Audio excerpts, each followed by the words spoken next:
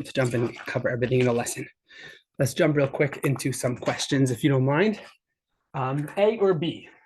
Would you rather something relaxing or exciting? Or both? Depends. Yeah, I feel like it depends. Okay, how about this one? Something sweet or something sour? Sweet. Okay, cool. How about this one? Something pleasurable or something thrilling? I feel like it depends. It depends on the situation. Okay. Smooth sailing or a wild jet ski? Depends. I think jet ski. More of your style? How about a massage or exercising? Massage. Predictable or suspenseful? Predictable. Okay, we're going somewhere here. This is not just for fun. There's a whole bunch more, but we're gonna skip it. Easy or challenging, tram or roller coaster, inspiring speech or heated debate. We're gonna get back to it in this lesson, but let me just see when I get to heated debate is your style. Amazing. Okay. So last lesson, just so that we can come back, bring our minds back here, because I'm sure our minds have gone to 1,000 places since, is it's a moral obligation to have what type of mood? Happy mood, upbeat mood, right? We said that last week, and we tried to give us some thoughts to think related to our negative feelings, negative mood that comes because of things that happen to us, right? What did we say? Firstly, everything comes from God. Everything has a reason. We said we could use our thoughts to redirect our emotions, put positive thoughts in our mind. Okay. Today we're going to deal with, like you saw on the board, well, not anymore, self-image. A negative mood that comes because of ourselves, something that comes from within. Okay. Like, I am not good enough. I am not a giving person. Why am I not selfless? Why am I not as organized? Why am I not as committed? I don't know, all these things, punctual. And those things could sort of also give us negative feeling about ourselves. And like we said before, negative feeling about ourselves, not a good place to be. Okay, this is going to be a cool lesson. It sounds simple. It is simple at the beginning, but then it's going to give us, I think, amazing thoughts. Okay, the question is like this. I'll move over so he could see the question too. I'm actually going to move this here. I know it sounds funny, but okay. Is being aware of our weaknesses and strengths empowering or paralyzing? I'm going to leave out strength. Let's just talk about weaknesses. Being aware of our weaknesses, our challenges. Let's say someone is often late, just naturally. Someone is less warm, a little more rigid. Knowing that, is that a strength? Is that a good thing or a bad thing? Good thing. It's good to know. It's good to know your weaknesses, right? It's good to know your weaknesses, where you struggle. That's what it would seem to be, that it's good to know. So I guess the question is it good to think about them? Is it what? Good to think about them. Depends on the context. Very If good. you're thinking about it in a way that's like degrading to yourself, it's not. But if it's in a way that's like, how do I better myself? It is. Sounds right? Mm-hmm. So Tanya is going to tell us something of the sort that certain times it makes sense to deal with my negativity inside. I would just say my weaknesses, but generally speaking, don't do it. Just don't think about it. Don't go there. We'll talk about why and how. Okay. What's your favorite hobby? Give us each one your favorite hobby. Natasha, what's your favorite hobby? Soccer. Soccer, really? Yeah. Mm-hmm. Is that also Davin's? Is that his top thing? You don't care. You're a different person. Maybe. Got it. How about yourself, Natasha? Dance. Dance is your favorite? So the question is like this. How good are you at your hobby? From 1 to 10, how good are you? Kind of, compared to the people that spend as much time as you do. What do you think? Like an 8. An 8? Okay, that's good. How about yourself, Natasha? You don't know at all? Probably around there. 8 as Maybe a well? little lower. So the question is basically, think about it like this. Hobby means something I do often. Do I get good at it because I do it often? Yeah. Or do I do it often because I'm good at it? Oh, wow. They're really both true. Meaning to say, we sometimes think I do it a lot and therefore I get good at it. I'm good at dance, I'm good at soccer. But also the flip side, because I'm feeling good about my dance, I'm feeling good about my soccer, that pushes me to put the effort to become good at it, right? So if we feel good about ourselves, whatever struggles we're in, if we feel good about it, we're able to sort of keep it in check, not label ourselves as I'm the one that's late.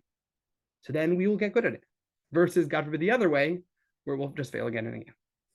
So just that's why it's important to not define ourselves with that label of I struggle with, being giving, inviting others, whatever it is that the specific examples. We have to think of examples that apply to us to make it real. Okay.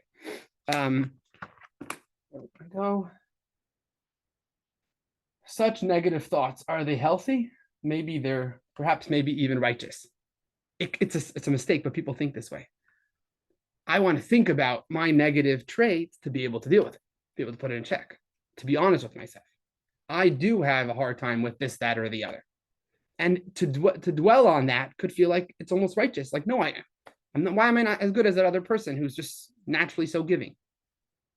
So like mistaking it for humility. They think it's humility, exactly. It's natural to think that it's humility, to think, let me just use a different example because I'm always using this one example of giving. Another example would be, they're always so organized. That guy's always so organized. Why can't I be as organized as that person? I'm not naturally as organized. What's another example that we have? Nothing that I did, something that I naturally feel. I naturally get, angry. I'm more impatient. Why can't I have more patience? That other person just naturally has patience. They're just so calm. And I get all riled up. Why? That feeling it feels like it's righteous, right? I'm sort of dealing with it. But really, what the Tanya is going to tell us now is spending time with that, something that my natural tendencies, is not a positive thing.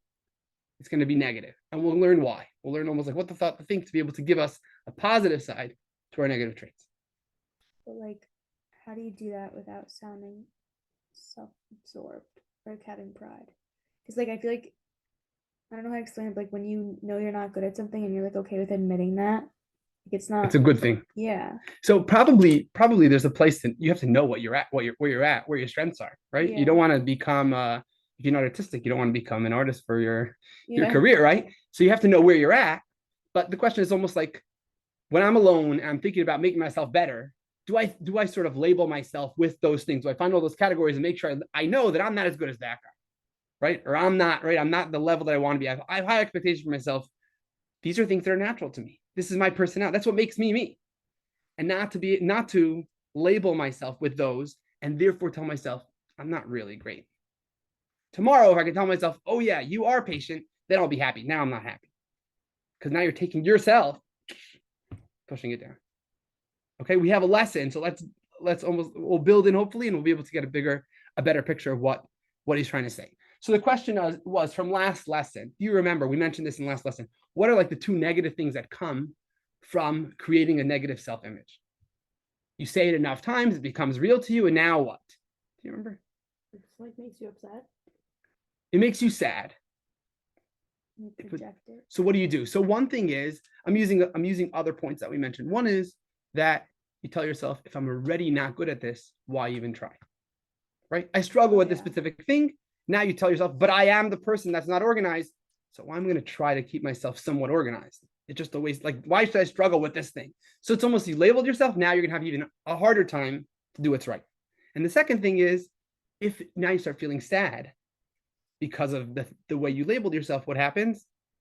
You have to find something to numb yourself with, right? It's almost like, so now I'm going to do something stupid because I want to be, it makes me feel better. It's a quick fix. I'm going to be lazy because, so what problems arise from a negative self-image? Numb the pain. I think that's a little bit more extreme than, regular people. It's just almost like be lazy, be blah, because I'm not feeling so awesome. And what's the point of trying? I'm a failure anyway.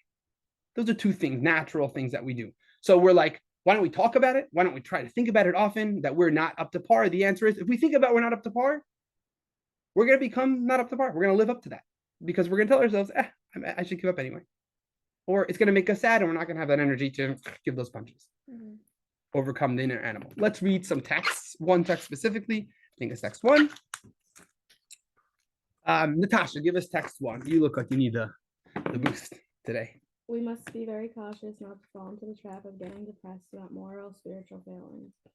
Know that it is simply the plotting of the evil inclination. That's our negative impulse that got put inside of us to bring us down and devolved into following temptation. Very good. And so that would be, which one is that of the two? The second one. The second one. Very good. You're going to feel sad and now you're going to devolve even more. And let's read text 2, which hopefully will be the first one. I think a little. The Mishnah states, "Do not consider yourself wicked, for if one considers themselves wicked, they will become depressed and they will be unable to serve God with joy and positive attitude. And if they don't get depressed from that at all, they can easily slide into irreverence." They don't even care. So that's going to be a little bit like the first one, right? You just get down and you can't pick yourself up, and you can make it even worse.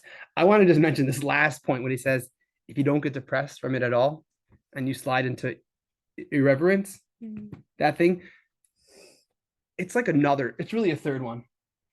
If someone feels that they're sad, if someone feels that they're less than, they're not so great, they feel like they're little. So then how important are their decisions? They're not, right? If I feel like I'm a leader, I have a place in society, I'm big. If I make a decision that's negative, I feel like it's going to carry weight. But if I don't, I'm not such a big person, then what happens? My decisions, how important are they? Not at all. Not at all. So then if I have a choice and it's challenging to make the right decision, to hang out with this friend or not, to be in this party or not, to act the way I should to a friend or not, who cares with what I decide, right? God, there's so many examples that we can do. So that's the last thing I think he says, that if you don't get depressed from that at all, meaning if you start saying like, who cares that I'm a nothing? It's almost like I'm already just a nothing. Like, who cares about anything? There's just irreverence. I don't care about anything. And that's of course the worst. It's like there's no fight at all. Okay. Let's read let's finish. This is big idea one. Let's read it in the bottom of page 22. Natasha, give us the last paragraph, just last paragraph. But then how are we supposed to deal with negative thoughts and beliefs about ourselves that seem to be grounded in realities that are readily observable? How can we keep an upright, positive self-image and be in good spirits in the face of the ugliness we clearly perceive? This leads us to the next section. Okay, so big idea one tells us we got to have a positive attitude about ourselves. I like to make this real because if it's not real, we're not learning anything. We all have negative traits. We're not talking about terrible, ugly negative traits. We're talking about negative traits, things that we struggle with naturally. We just are not. Everyone is built differently. I've got this amount of that and that amount of this. How do we deal with all these ones? The ones that we have only a little bit of. I'm the one that just wakes up late. I have Verit, I'm getting out of bed. The other person's up out of bed in a second and they're accomplishing all these stuff. And I'm the one that barely gets out of bed an hour late, but it's much more of a struggle for me. So do I just say, that's who I am? You know what I mean? Don't think about it. I'm a lazy, good for nothing. How can I define myself differently if I know the reality?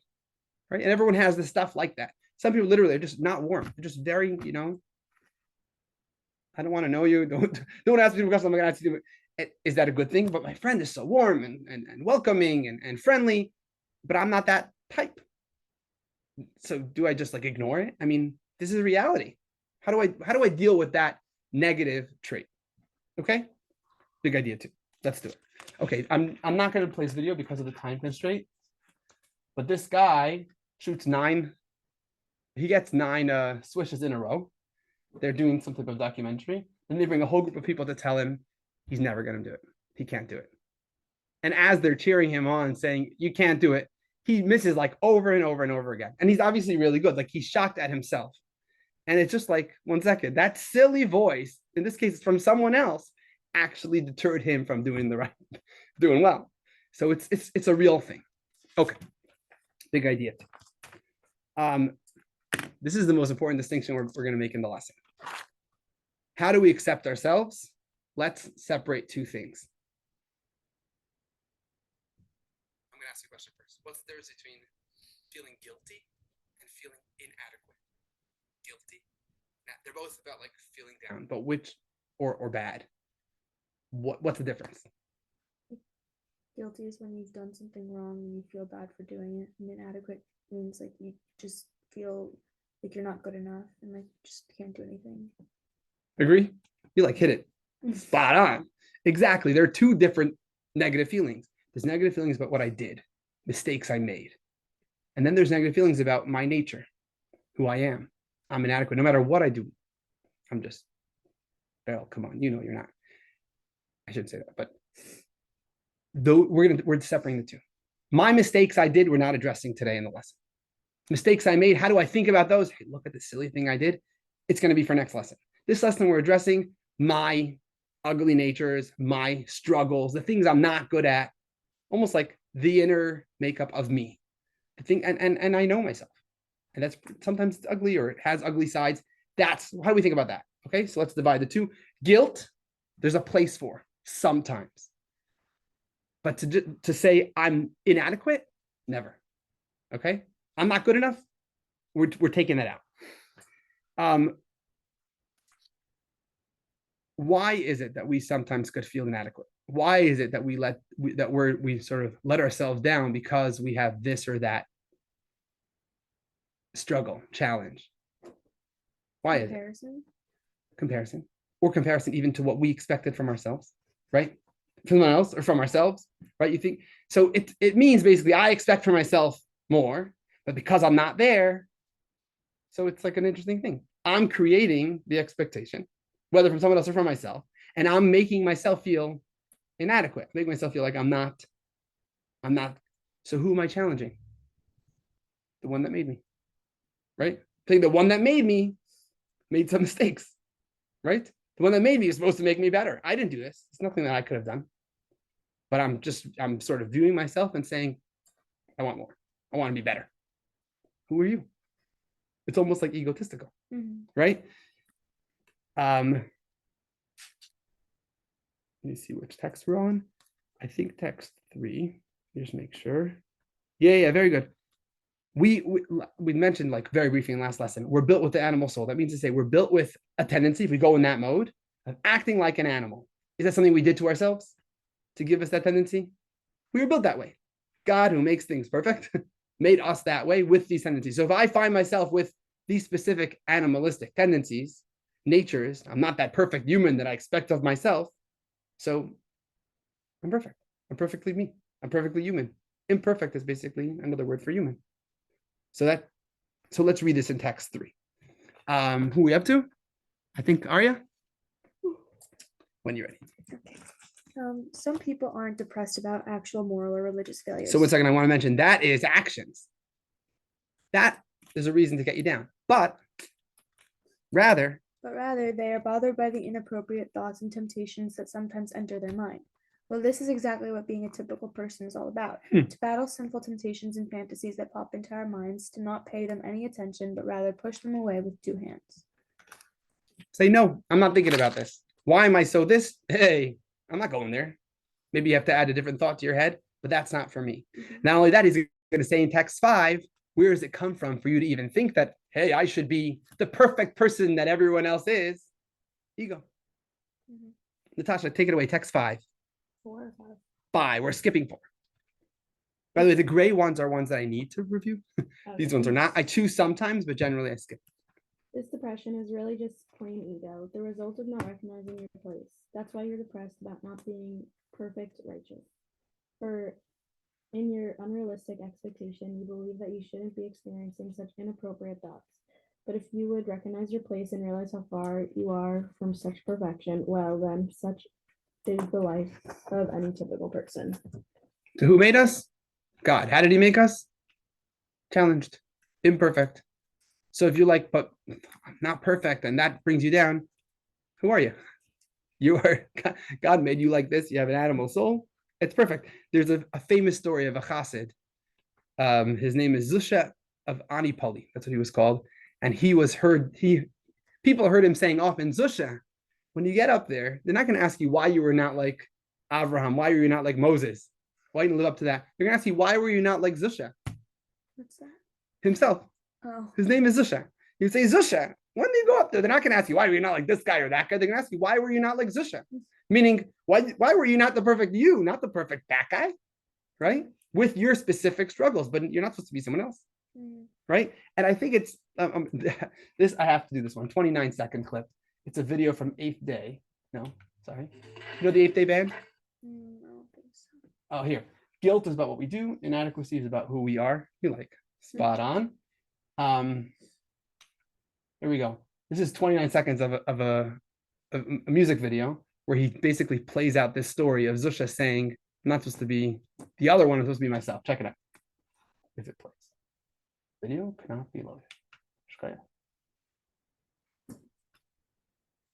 Koyach means great job, but I just say it as like a last line. Oh.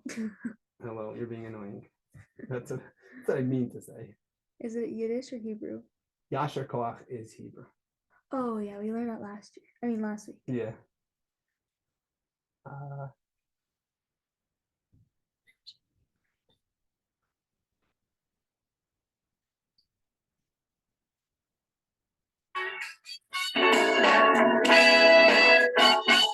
After 125 years, you go up to heaven, you climb all those stairs. They won't ask you were you wise like Solomon. They won't ask you were you strong like Samson.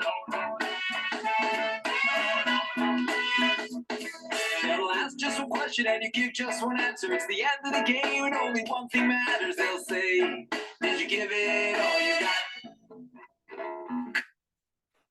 I mean, it's like a fun song, but it's Yeah. it's called All You Got, and it's basically you have to give it all you got, not someone else's. Okay. When's the hardest time to really focus on self, being my best self? I think today. Why? Because of social media. What do you see when you go on social media? What do you see? Everyone struggles. Everyone's highlight reel. Everyone highlights it exactly. The best part, not the part of the vacation that was annoying. Only like literally, I'm like, Esty, these pictures look amazing.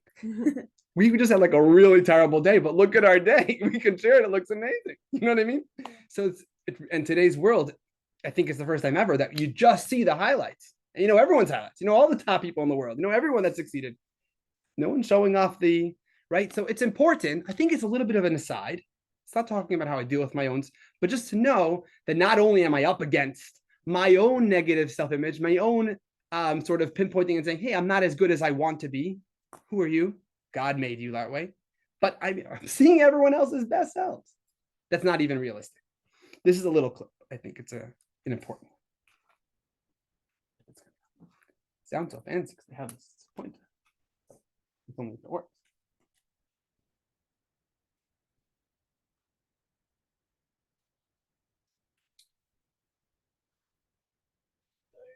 Sorry, peoples.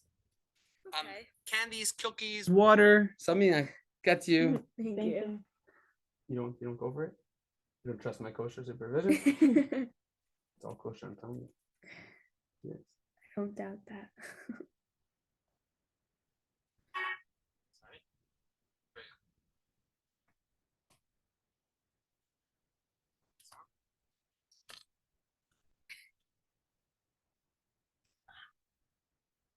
This is a guy that says social media does all this negative stuff, but I think this is a good one. It isn't primarily our fault. Without in any way revealing this, or even perhaps being aware of it, our media edits out billions of unremarkable lives and years of failure, rejection, and frustration, even in those who do achieve, in order to serve us up. Look at what he takes out. Of peak Actually, career really cool. moments, which thereby end up seeming not like the violent exceptions they actually are, but like a norm and baseline of achievement. It starts to appear as though everyone is successful because all those we happen to hear about really are successes, and we have forgotten to imagine the oceans of tears and despair that necessarily surround them. Our perspective is imbalanced because we know our own struggles so well from the inside, and yet are exposed to apparently pain-free narratives of achievement on the outside. We cannot forgive ourselves the horrors of our early drafts, largely because we have not seen the early drafts of those we admire. Excuse me. And this is like very relevant. I mean, this is like normal life. I don't think this is a Tanya actually idea. This is like the world, I think, is a tough place to live in this day and age and be positive and upbeat. Okay, final idea, final big idea. We're really moving through this. This is the last umph. This is where the umph happens. Okay.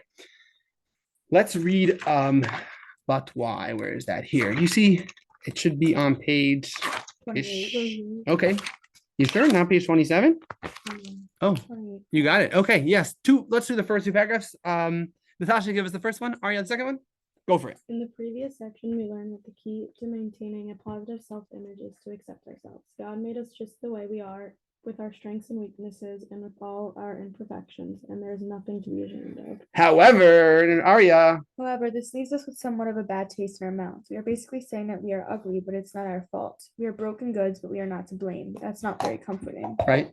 It's like saying, don't think about those things, but we're really a little bit ugly. We're really not so cool. We're really like you know, like this guy's like, but don't look at him. You know what I mean? He's really okay. Like, no, that's not fun to be the one that's, you know, it's like a limper.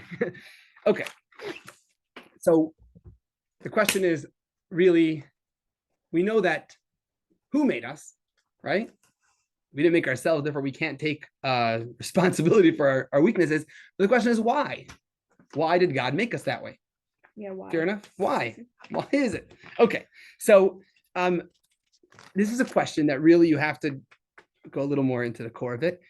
Earlier in Tanya, which is something that we didn't discuss, we were introduced to a personality called a tzaddik.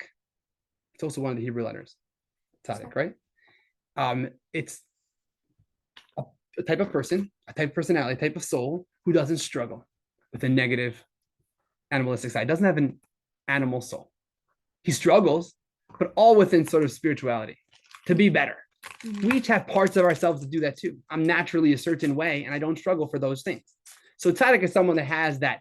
We call it Moses, Rebbe, people that their job is almost to uplift the others, not to struggle within themselves. They don't get up every morning moping. They get up every morning like this, and their job is to try to make everyone else up and running, right? It's a different type of person. And the question is, why aren't we all that way? Why aren't we all naturally upbeat, ready to hit, you know, to make the world better, very high, I guess, all positive traits, not struggling with the animal inside, no envy, no, you know, ego, and then the world would be much nicer. Like God could have made that. He could have made us all that way. And he didn't. Why? What do you think? Because if everything was like a utopia, then we wouldn't need God. Like, we wouldn't trust God. We wouldn't pray to God. We wouldn't need anything from him. Interesting. We Interesting. wouldn't rely on each other. That's very interesting. If it was too easy, we'd almost like just be self-absorbed. A little bit at the beginning of creation, God made people that were almost like always healthy. Okay, interesting. Also, what about our accomplishments? Well, nothing. They'd mean Yeah, nothing. if everyone's the same, then It also wouldn't be fun. You know what I mean? There's no struggle. Right? Do you want to go to a dance competition where there's two teams? One is amazing and one's like, you know, 3-year-olds that are barely, you know, barely standing. It's silly. It's almost like, no, if we naturally do the right thing, so then there's no struggle, there's no challenge, there's no excitement, there's no flair, there's nothing. It's like whatever. So it's almost like God wants that. I don't know if you call it fun, but to God it's fun. There's a purpose when there's a struggle, right? I read a story. I want to make sure I'm getting this story correct. Okay, I actually first want to use this example. Let's go to text 6. The Tanya uses an example of 2 types of foods. Okay, this goes back to our exercise at the beginning of the lesson. Natasha, text 6. He's going to use an example of foods. Go. we can draw an example from different types of physical flavors that cause pleasure. One type of pleasure comes from sweet foods, whereas the other is from sharp or sour things that are prepared in such a way that they are delightful. I prepared these 2 for show and tell. They're both yellow. This is sweet. Which one goes better, do you think, on my kids' minion when the kids choose a candy? Sweet. This is like not just better. It's like way more, especially the kids that get older and appreciate something, a good taste. This is like a joke. This and like, which one is the most sour? What do you want something sour for? When you have something sour that you can enjoy, however you make it enjoyable, it's like even a deeper joy. Says the Tanya, God appreciates both services, the sweet service, meaning to say the tzaddik, or the parts of us that are smooth sailing, easy and beautiful, right? We're doing good things. It's beautiful. It's great. But God also appreciates when we struggle, the ugly looking, challenging struggle that's not smooth sailing at all. But when we push through and do the right thing, God appreciates that too. Can we accomplish as much if we have a hard time getting up and we sleep in an hour, but we finally get up and do our best, versus the person that just easily gets up and has a successful day? Can we accomplish as much? No. So maybe this one is more beautiful. Maybe it's sweeter, but which one took more energy? Which one is almost like you're able to take that piece of meat, but make it so delicious with the right spices that even though it's naturally yucky, it's rich. It's more precious. Sweeter, more precious. The places in our life that we struggle in, If we do well there, we overcome that. Even if we don't look as sweet, it looks a little shahagit and submissive, right? It does looks like we're all over the place, but it's more precious to Hashem. So he says this in text 6. Arya, give it to us. Wait, we just. Sorry, 7. Okay. Thank you. God has 2 types of pleasure. One happens when evil is eradicated and transformed, a feat accomplished by the tzaddik. Tzaddik, or ourselves when we do things naturally. We're naturally good in this area. The completely righteous. The second type of pleasure happens when evil, the average person, subdues evil at the very time that the evil remains as strong as ever. I'm having a hard time. I do it anyway. It looks like an ugly me. I'm like, come on, I can't do that. No, because I did it anyway. Now there's something to talk about. Is that like, of course? Like, yeah, of course. I struggled and I did my part. Of course that's celebrated. Does the world celebrate people that struggle and do it anyway as much as people that make it to the top? No. Absolutely not. It's not natural. But it's a thought to think that could make our lives completely different. The parts that we struggle in, if we do a little more to God, to the one that really matters, the one that really knows our inner challenges, our inner strengths are inside, the one that made us, it's more precious than the one that made it to the end. Yeah. Meaning for the journey to God is more important than the destination. It's not natural. If we're reading it, it sounds like, yeah, of course. Naturally, it's completely opposite. When we leave this place, for myself, when I leave this place, I'm going to think, I didn't make it. My colleague did this, that, the other. I see pictures. That's amazing. I could barely get myself together. That's not cool. Yeah. But to Hashem, if I got myself together, despite the struggle, in whichever area it is, it's much more precious and valuable than that tzaddik that doesn't struggle. Than that other person doesn't struggle in this area. Mm-hmm. It's huge. It's huge. Okay. The Rebbe Schneerson was once asked by a teenager. He said, basically this question: why do people struggle? He basically said, like, why is life just like so many things that are just not perfect? Why does life have so many struggles? So the Rebbe asked him, which one is more perfect, a picture or a painting? A picture is like perfect. A painting, which one costs more? Which one's more valuable? Painting. It doesn't even compare. The painting has a person inside. It has personality. It has art. It has time. It has energy. It has imagination. It has so much in it.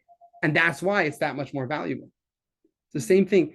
We put ourselves inside of it. Oh, a picture. It's a dead picture. It's nothing. This is alive. That's what makes life art. The struggles of life makes it into an artistic thing. I'm going to give you 2 more points. Oh man, I just want to make sure I'm getting. Oh, so look at this. We got the relaxing, the sweet, perfect tzaddik, and then we have the exciting or the sour average person, which has ups and downs. And when we went through those slides earlier, we were like, I'm not sure which one is better. And you're right, like both have a plus. It's important to get things done. It's important to be good. It's important for the result to be good. But for Hashem, in some ways, I should say, more importantly, is the journey. I struggle with this thing and I'm a little better than yesterday. That's a huge, that creates, not in this world, but for God. Mm-hmm. In today's society, it does nothing. But for God, it's huge. Sometimes, thank God, they highlight the person that did the extra step, that overcame a struggle, even though it's not amazing for the other person. Yeah. And that's special. That's like when you get a taste of real life. It's like, oh, there's something real there. I'm feeling it. Okay, there's a little video that will, I think, highlight this message, make it really special. Imagine 2 guys, Ben and Jack. Ben is infallibly angelic. Jack is fallibly human. Ben is good, was good, always will be good, and cannot but be good. But Jack is not always naturally good. For him to do good is often a struggle.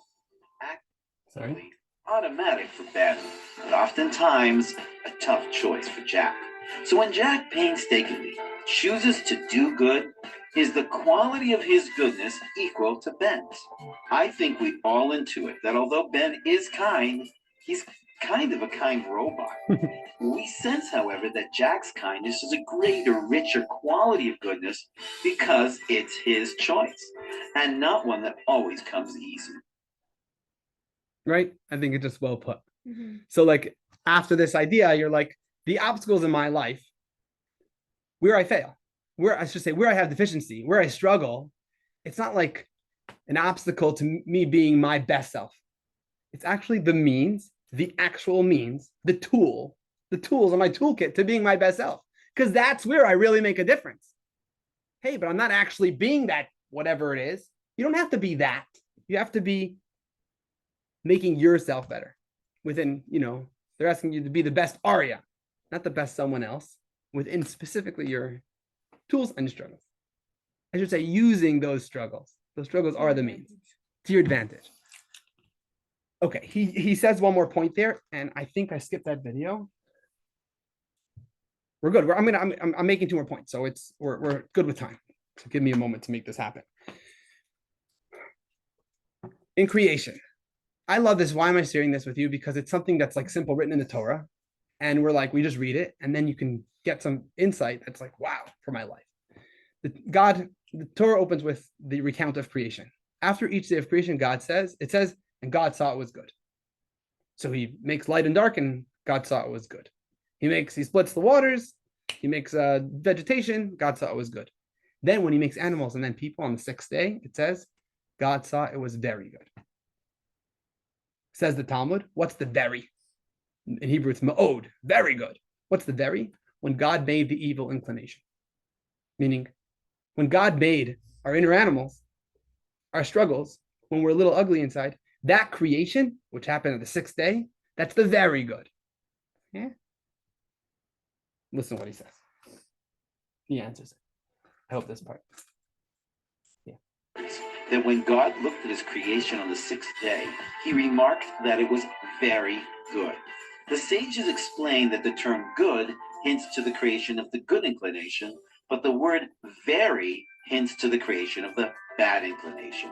In other words, grappling with our bad inclination, overcoming it, and choosing to do good is considered more than just good, it's very good. So although Ben is good, Jack is very good. What makes him very good? Because he did it. His despite- evil inclination. It gave him it created a space. His struggle created a space for very good, an accomplishment that the other guy, the lack of struggle, could never get to. Mhm. So that's not, I'll be okay with my imperfections. I'll ignore them, like we said at the beginning of the lesson. I'll try to replace thoughts with other thoughts. No, I know what I am. I'm very good. I can do very good in that area. Mhm. If I do a little more than is natural to me, it's a celebration. I should be dancing. Yeah. Okay. Natasha, you're with us in this? Yes. I think it's pretty straightforward. Yes. The idea is straightforward. It's cool. I want to give you, it's going to be in text 8. This is going to blow your mind. This is what it means. Tanya gives us insight. The guy or the girl shows up to the Alter Rebbe, the writer of the Tanya, and says, I'm feeling down. I struggle with temptation. I struggle with negative thoughts. I struggle with, using my time wisely. I struggle with not talking gossip. I struggle with all these things. And I feel down because I struggle with them. He says, do you fail or do you pass? The guy says, I pass every time, but I struggle and I feel silly. Like, why am I struggling with this? Am I an animal? Just 1 second. Who made you? God. Who gave you this nature? God. So 1 second. She says, but I'm still ugly. God made me ugly? That doesn't make me feel better? No. That's the block for you to stand on so you can reach even higher. That struggle makes you very good. God doesn't see just the end result. He knows the whole path. The journey is where it's at. And then he throws one more thing at the guy. You ready for this? He says, when you find yourself struggling, that's your time to dance. God just gave you another way to advance higher. You should be, meaning it's bringing you down. It should bring you up. Is that crazy? What should be your source of joy? The places where you struggle. Thank God, I got that. I can do it. This other guy, someone came to the Rebbe. He was struggling. This is actually an amazing thing. A guy had a non-Jewish girlfriend. This is a guy that much older. He's planning to marry her. And his rabbi, he sent to all these different rabbis. The guy's actually like somewhat involved in Judaism. He fell in love with this lady and built a deep relationship with her. And his rabbi convinced him to go to the Rebbe. He's actually from, I can't remember. His rabbi is Slavatitsky. I like his son is my cousin, Rabbi Slavatitsky. They're from Antwerp. So this guy is from Antwerp. His rabbi has him fly down to New York to meet the Rebbe. That's when we were able to meet the Rebbe in person a lot. So he comes in front of the Rebbe. You know what the Rebbe tells him? He's like, every rabbi told me different, it's not good for you. It's this, it's that. The Rebbe says, I'm jealous of you. True story. I'm jealous of you. Wow. What? So the Rebbe tells him, you have a struggle that I and many people I know have never dealt with. This is the hardest struggle. I've never had a struggle in my life like yours. And God doesn't give you a struggle you can't pass. So the tools you have, the self-discipline you have, which is obviously inhumane self-discipline to deal with the challenge that you're dealing with, is like basically God expects you like this. He expects of me this. You must be a giant. It's a different perspective. The story ends in that case good. But the point is, celebrate that challenge, whether it's a challenge from outside or a challenge from inside. I'm not as whatever it is naturally. That's naturally. God gave me another way to rise higher. Let's read that in text 8. Are you? I don't know. Go for it. You should Natasha even goes be next. happy with your situation, despite the fact that inappropriate thoughts might pop into your mind. You don't pay them any attention, thus fulfilling the mitzvah of do not turn after your mind and hearts that lead you astray. It gives you more opportunity to do a mitzvah, to do the right thing despite the challenge. Okay? And he's even going to say in text 9, he's going to say that it actually is like a promotion. You know, the guy that's doing the packing the groceries, and then they approach him and say, hey, we want you to be a manager of the, of the whatever it is, this section of it. Is that a challenge? Is that going to make it harder than the mindless job he had before? Absolutely. But they said, you're better than that. You can handle this challenge. So when Hashem throws a challenge your way, whether inside or outside, even inside, it's not, I'm ugly. God just made it harder for you because he's like, you're up to more. He threw a challenge your way, just gave you a promotion. He's like, I'm giving you a bigger check here. You got to get more, right? Natasha, give us text 9. The challenge should only motivate you to still yourself and focus even more intensely on our prayers with added joy. This is how it works with two people wrestle each other when It continues? Yeah. one gains the upper hand, the other one summons up even more strength to try and regain the advantage. So when the godly soul tries to rally strength in prayer, the opposition tries even harder to disturb. Do you feel like your animal soul is really kicking in? Like I'm having these animalistic challenges. I have these natures that are like really not good. I'm like, yeah, he's trying really hard. I'm winning. So he's going to push further. So I'm getting a promotion now. It could bring you joy. If you have that thought, you can actually be joyous from this challenge. Why am I not? My friends are all doing this thing, and I just find myself not feeling as bad for that person that's struggling. You're not feeling as bad, so you don't have that nature. Is that bad or good? Now I could be even better. Now I could find whatever it is that it takes for me, find within my heart to feel for the other. The other people that it's natural for them, what? They did nothing.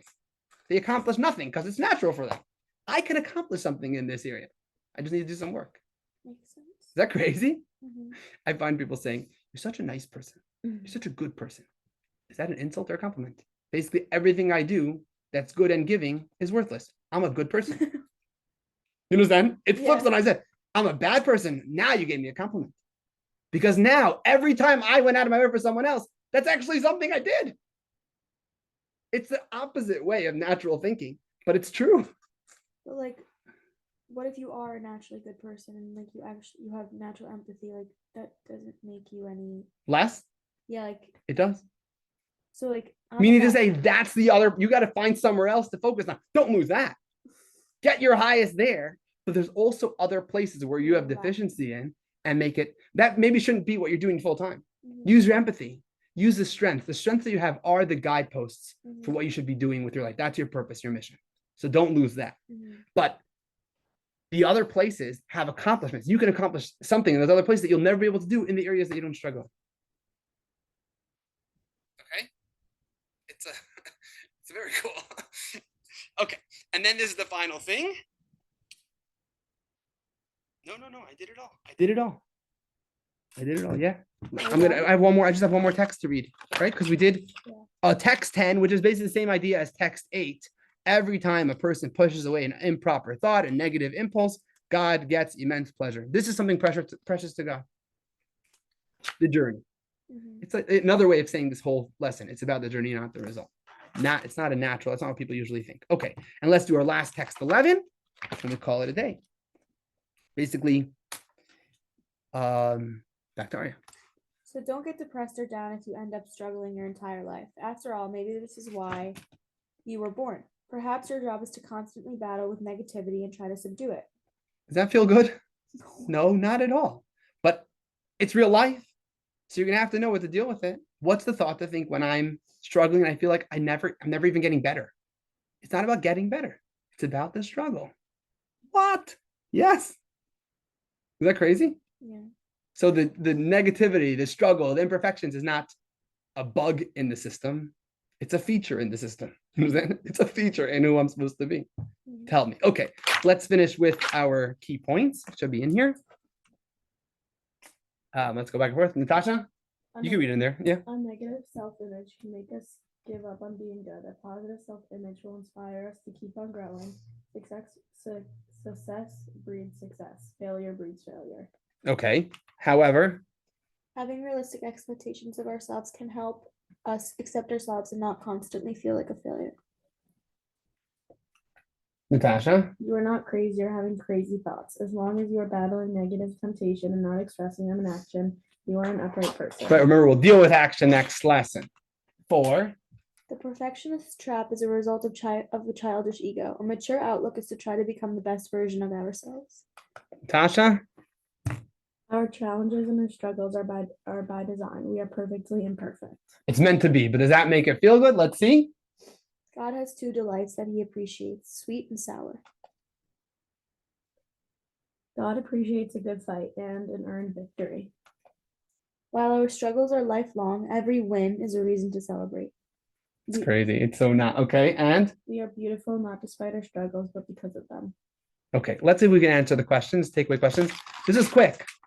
We covered like a lot of important points, but it was a quicker lesson. Explain how our self-image impacts our moral decision making.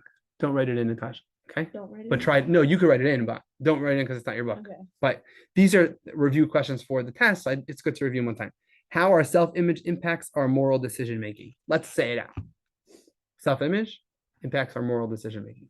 If you have a negative self-image, then you'll have to make negative decisions. Let's give 3. Let's give more. If you have to write a three sentences on it. Help us get us started. You got it, Raya? Well, that and the vice versa. So if you think positive, you're gonna perform positive things. Okay, great. And Now explain why. Give us a little more of the why.